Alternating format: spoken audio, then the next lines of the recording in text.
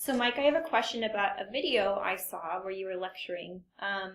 Many of our viewers are probably familiar with Weston Price, the dentist who did research on some native tribes who had those nice broad dental arches.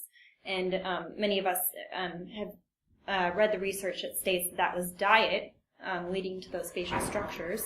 But you said in your video that he was slightly off, that it was more the toughness of the diet than the elements that were leading to non-optimal muscle usage and crowding.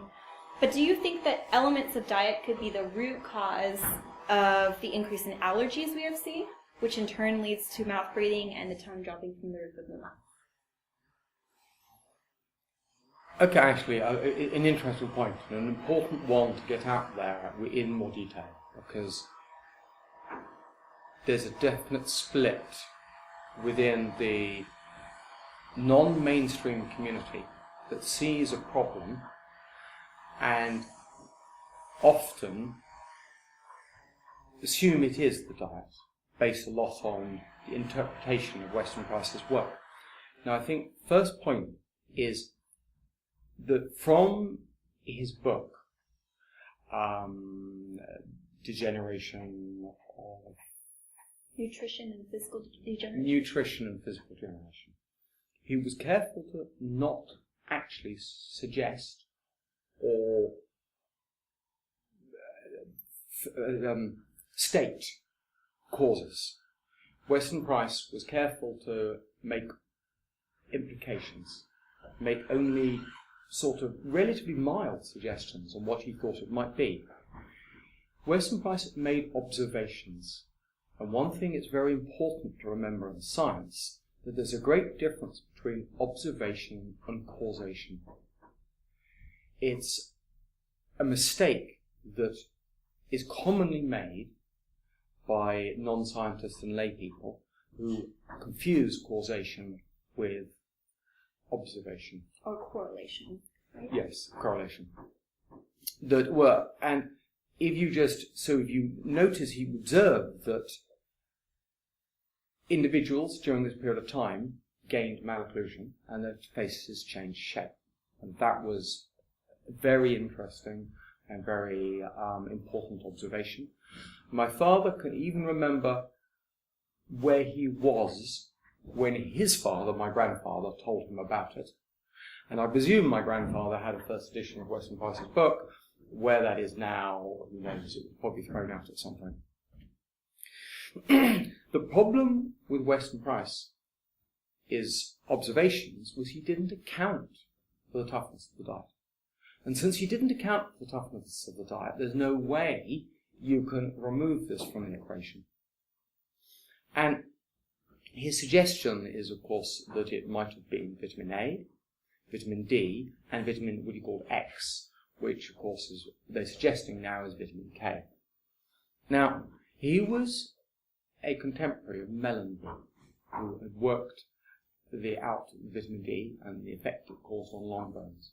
And it seemed fairly obvious, with not only vitamin D arising at the time, but many other vitamins coming along, that maybe it was the vitamin D. You had this radical change in diet that went alongside this change in facial form and malocclusion, so it made sense that it might be a vitamin. And of course, anyone in the same situation would have really thought, yes, that it might have been something to do with the vitamins.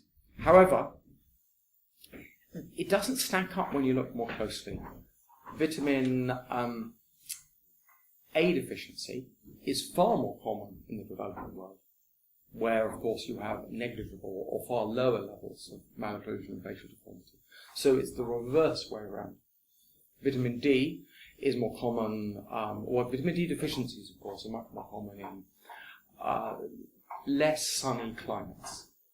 Now, if you take somewhere like Australia and the UK, which originally had the same population that split that went to Australia, or you take some country like America, where you have the northern areas and the southern areas, you would then expect to see a difference in malocclusion, but depending on the levels of sunlight, which you clearly don't see at all.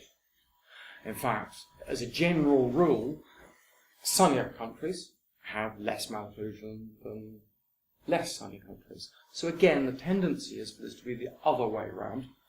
And of course, people can have serious vitamin D deficiency, serious calcium deficiency. I mean, you can have really quite marked rickets, bending of the bones, and yet the facial formation is almost perfect. It's almost as if the body will give preference to the facial development over the bones, the long bones. So I think that vitamin A and vitamin D are unlikely. With vitamin K, there has been some research to suggest when you've got negligible to no vitamin K in the diet, mice develop with stunted noses and stunted facial features. However, that's not a common, if ever, situation within modern humans. It's certainly not the case in any of the patients who come in to see me. And yet here you've got all of them have some sort of big issue. So I question vitamin K, and I question this concept that if a gross amount causes an effect, then a little bit must cause a smaller effect. That's, again, bad science. This extrapolation, it's bad science. It just doesn't stack up. It doesn't mean that because in an extreme situation something happens, in a mild situation, part of that will happen. So I think that maybe there's an element of dietary effect, but their evidence hasn't actually shown that. Of course, it's essential to have a good diet. You will grow healthily if you have a healthy diet.